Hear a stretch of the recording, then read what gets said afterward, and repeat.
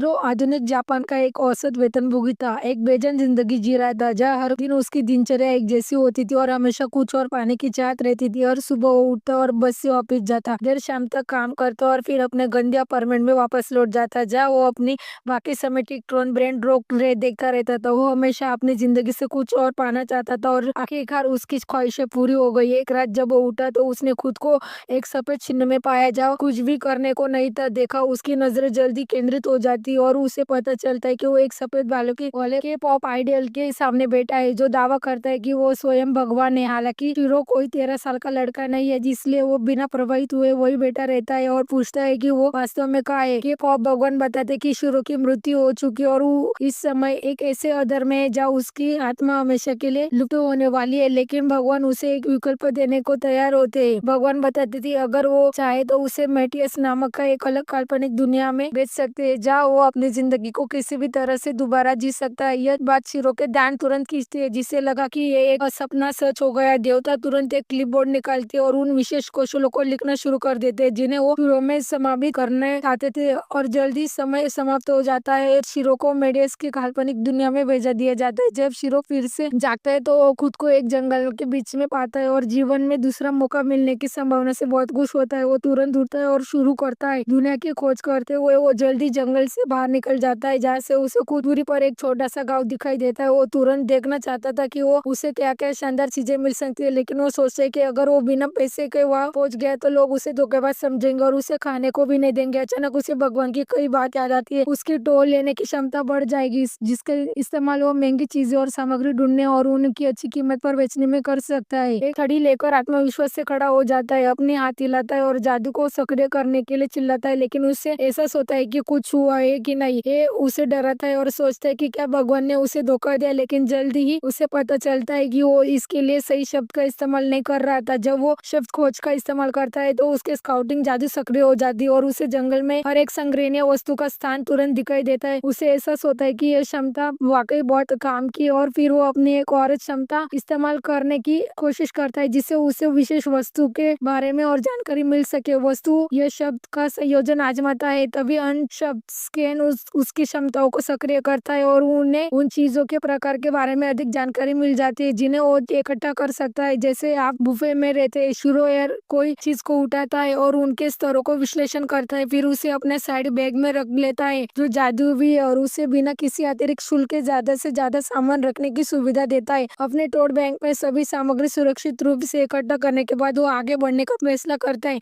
गांव जब तक सूरज क्षितिज पर डूबने लगता है, शीरो आखिरकार गांव के मुख्य द्वार पर पहुंच जाता है जिसकी रखवाली एक अकेला पहरेदार कर रहा था। शीरो उस आदमी का अभिवादन करता है कि जो उसे नींद से जगा देता है और पता चलता है कि इस गांव के सभी लोग छोटे कद के राजा जैसे। शीरो यहाँ का सबसे लंबा आदमी बन जाता है जो उसके लिए बहुत ही मायने रखता है। पहरेदार पूछता है कि शीरो तलवारबाज है या शूरवीर, लेकिन ये जानकर हैरान रह जाता है कि शीरो मुख्य रूप से एक संग्राहक है जो इस दुनिया में बहुत आम नहीं है।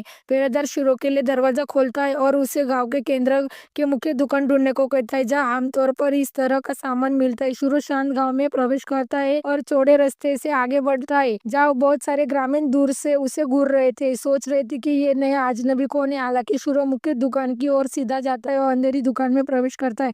काउंटर के पीछे खड़ा आदमी उसका गर्मजोशी से स्वागत करता है और पूछता है कि वो आखिर क्या बेचना चाहता है। शीरो एक अंडा का चिकना पत्थर निकालता है जिसे दुकानदार पकड़ लेता है और तुरंत पहचान लेता है कि वो एक चिट्ठीखोर धूप है। वो दावा करता है कि उसने इतना उत्तम नमूना पहले कभी नहीं देखा और शीरो से कहता है कि वो उसे 5 चांदी के सिक्कों में उसे खरीदना पसंद करेगा। उसे एहसास होता है कि 5 चांदी के सिक्के असल में $350 की बराबर है, जो कि आप में से ज्यादातर लोगों ने कभी नहीं देखा होगा। वो तुरंत ऐसे सौदे के लिए राजी हो जाता है जिससे दुकानदार बहुत खुश होता है और अपना चेहरा ऊपर नीचे रगड़ता रहता है। दुकानदार पूछता है कि क्या शीरो के पास बेचने के लिए और कुछ, और शीरो तुरंत जंगल से इकट्ठा किया वो सारा सामान बाहर रख देता है। दुकानदार बिल्कुल इतनी सारे बेहतरीन क्वालिटी की चीजें देखकर दुकानदार दंग रह जाता है और शीरो से पूछते है कि वो इतने छोटे से गांव में ऐसी अद्भुत चीजें बेचने को क्यों आया है जिनसे उसे किसी भी बड़े शहर में ढेर सारा पैसा मिल सकता था। शीरो तुरंत झूठ बोलते है कि वो बस एक यात्री है जो सामान इकट्ठा कर रहा है और देश के अलग अलग हिस्सों की यात्रा कर रहा है। दुकानदार उसके प्रभाविता को पहचानता है और उसे के पास बर्फीले पहाड़ों से कुछ कीमती रत्न इकट्ठा करने का काम देता है जहाँ उसे कुछ राक्षस भी मिल सकते हैं। शीरो को अभी इस बात पर यकीन नहीं था कि वो इस तरह के मिशन पर जाना चाहता है या नहीं, लेकिन दुकानदार रत्नों के बदले $20,000 देने का वादा करता है जिससे उसके पास स्वीकार करने के अलावा कोई चारा नहीं रहता। जाता। यह कहकर वो दुकानदार को अलविदा कहता है और गाँव में घूमते हैं। आखिरकार उसे अपने लिए एक सराय मिल जाती है। उसके अंदर एक आरामदायक कमरा मिलता है और वो सख्त बिस्तर पर लेट जाता है। दिन भर की मेहनत से थका हुआ काश वो नहाकर अपने शरीर से धूल मिट्टी साफ कर पाता। तभी दरवाजे पर दस्तक होती है एक छोटी लड़की की। कमरे में पानी से भरा एक टब लेकर दाखिल होती है ताकि वो खुद को धो सके। हालांकि शुरू ने हमेशा सिर्फ नया है और पूछती है कि उसे इसका क्या करना चाहिए। लड़की उसे बताती कि वो बदबूदार है और उसे साफ होने के लिए गीले तौलिए से नहाना होगा। लेकिन शुरू पूछता है कि क्या उनके पास शावर की सुविधा है। लड़की इस पर उलझन में पड़ जाती है और शुरू से कहती है कि उनके पास ऐसी कोई चीज नहीं, क्योंकि केवल कुलीन लोग ही ठीक से नहा सकते, जबकि बाकी लोग को पानी से खुद को साफ करना होता है। और एक तौलिया शिरो को यकीन नहीं हो रहा पाता है कि नहाने जैसी साधारण चीज भी आम लोगों से छिपाई जा रही है। लेकिन लड़की उसे बताती है कि कुछ जादूगर है जो जादू कर सकते हैं और पैसे के बदले दूसरों को नहला सकते हैं। यह जानकारी शिरो के अचानक एक विचार आता है और वो लड़की को पैसे और कुछ टिप देकर कमरे से बाहर धकेल देता है। दरवाजा बंद करने के बाद शिरो अपने मंत्रों का अभ्यास करने लगता है। आखिरकार एक ऐसा मंत्र इस्तेमाल करने में कामयाब हो जाता है जिससे वो पानी को मोड़ने वाला बना जाता है, जिससे वो बहुत जरूरी स्नान आखिरकार तरोताजा होने के बाद वो थकान के मारे बिस्तर पर लेट जाता है। उसे अभी भी नहाने की याद आ रही थी, लेकिन वो सोने का फैसला करता है ताकि दिन की शुरुआत जल्दी कर सके। अगली सुबह वो भोर में उठता है और जंगल की ओर जाता है। तरह तरह की चीजें इकट्ठा करने की तलाश में वो मशरूम ढूंढते हुए उसे जल्द ही एक झाड़ी से एक अजीब सा निशान दिखाई देता है। इसलिए वो अंदर जाकर देखता है कि जमीन पर एक सड़ी हुई लाश पड़ी है। वो डर के मारे उछल पड़ता है और जमीन पर गिर पड़ता है।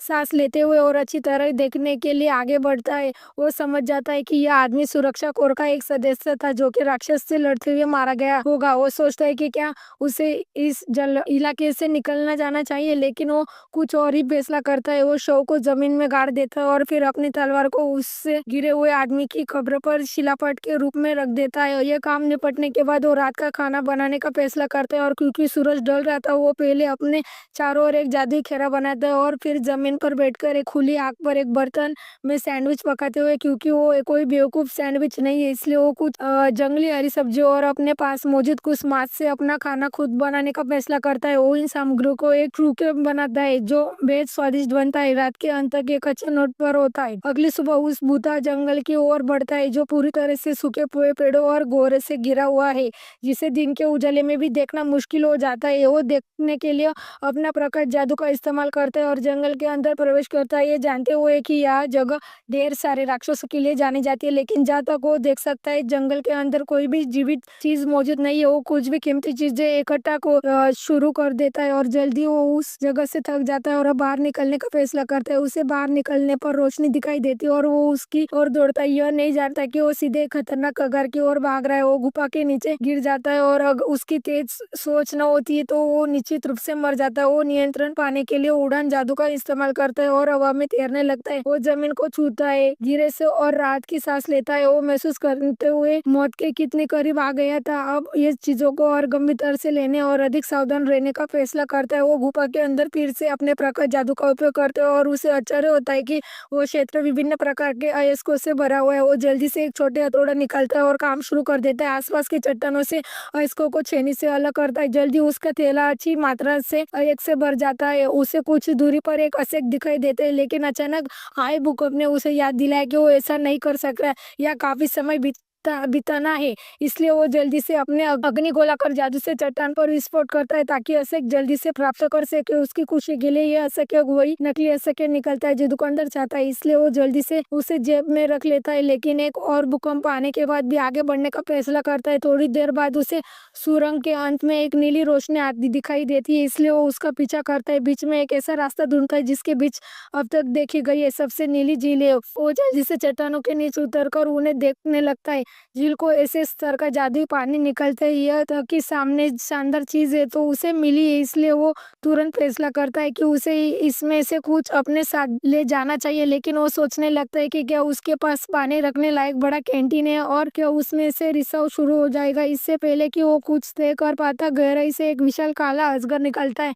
चारों ओर पानी छिड़कता है और काला अजगर निकलता है, चारों ओर पानी छिड़कता है और शेरों को भगाता है। वो चीखता है और पूछता है कि उसे उसकी गहरी नींद से किसने जगाया? शिरो ने, हालांकि उसने काफी कुछ देखा है और अपनी मूल स्थिति में वापस जाने से पहले जरा भी नहीं हिचकता। एक बेजान तनख्वाह वाले आदमी की तरह जिसने अपने जीवन में हमेशा हर एक व्यक्ति को प्रणाम किया। वो ड्रैगन के सामने झुकता है और उसकी माद में घुसने के लिए माफी मांगता है। लेकिन ड्रैगन का ये मजेदार लगता है क्योंकि वो उसने पहले कभी इतने निडर आदमी को नहीं देखा था और पूछता है कि आखिर वो कौन है। शिरो जवाब देता है कि वो एक सामान्य इंसान है जिस पर ड्रैगन विश्वास करने से इनकार कर देता है क्योंकि वो शिरो के अंदर से भारी मात्रा में जादुई ऊर्जा प्रभावित होते हुए महसूस कर सकता है, तो लगभग ड्रैगन की जादुई ऊर्जा के बराबर। ड्रैगन शिरो से पूछता है कि क्या वो उसकी मदद कर सकता है क्योंकि जिस स्थिति में वो फंसा है उसमें केवल वही व्यक्ति उसकी मदद कर सकता है जिसके पास अविश्वसनीय जादू हो। वो दावा करता है कि उसके पास एक अंडा है जो बहुत समय बीत जाने के बावजूद भी नहीं फूट रहा है और वो पूछते है कि क्या शिरो उसकी इसमें मदद कर सकता है। वो दावा करता है कि वो उससे यह काम मुफ्त में नहीं करवाएगा और वो बस उस पानी को छूता है जिसमें से दर्जनों विशाल आवस्थी कश निकलते हैं। शिरो तुरंत मान जाता है। व्यवस्था के अनुसार इसलिए ड्रैगन का एक काला अंडा निकलता है और उससे शिरो की ओर फेंकता है। शिरो अंडे को पलटकर दिल की धड़कन सुनने की कोशिश करता है लेकिन फिर सोचता है कि उसे इसके साथ क्या करना चाहिए। अचानक उसे याद आता है कि अंडे गर्म होना चाहिए, इसलिए वो अपने उष्मा जादू का प्रयोग करके खोल में गर्मी भर देता है जो अचानक शिरो की ऊर्जा को सीखने लगता है जिससे उसके आश्चर्य होता है कि क्या ये एक धोखा था और क्या वो मरने वाला था। ये बेहोश हो जाता है और खुद को गर्म पानी से गिरा हुआ पाता जहाँ एक और के पाव देता काले बाल प्रकट होते जो दावा करते हैं कि शिरो ने कुछ ऐसा करना शुरू कर दिया था जिससे इस दुनिया का प्रभाव बाधित हो रहा था। शिरो पूछता है कि क्या वो मर गया है लेकिन देवता जवाब देते कि अभी नहीं और इसके साथ ही शिरो अपने होश में आता है, अंधेरे में जगता है। वो अपने प्रकाश जादू का उपयोग केवल ये पता लगाने के लिए करता है कि नन्हा अजगर अपने खोल से सफलतापूर्वक बाहर आ गया है। जब नन्हा अजगर जमीन पर अपना पैर रखता है तो अजगर बहुत खुश होता है। अजगर शिरो को उसकी मदद के लिए धन्यवाद देता है और उसे एक नाम देने के लिए कहता है। एक मूर्ख की तरह शिरो उसे बी बुलाने का फैसला करता है। बच्चा अजगर होगा। इसके बाद अजगर शिरो को ये कहकर पूरी तरह चौंका देता है कि अब से बी शिरो के साथ ही रहेगा। शिरो को यकीन नहीं हो रहा था कि इतनी दुर्बल और खूबसूरत चीज उससे बंदी हो सकती है, लेकिन बड़ा काला अजगर उसे बताता है कि वो पहले से ही बहुत ताकतवर है और बच्चे की रक्षा जरूर कर सकता है। इसके साथ ही अजगर पानी की सतह के नीचे गायब हो जाता है जिससे शिरो और भी अपनी यात्रा जारी रख पाते। शिरो और भी जल्दी गुफा से बाहर निकल जाते। तब तक शाम हो चुकी थी। भी खुशी से इधर उधर उड़ने लगता है और क्योंकि वो पहली बार बाहरी दुनिया देख रहा था तो शिरो को एहसास होता है कि जल्दी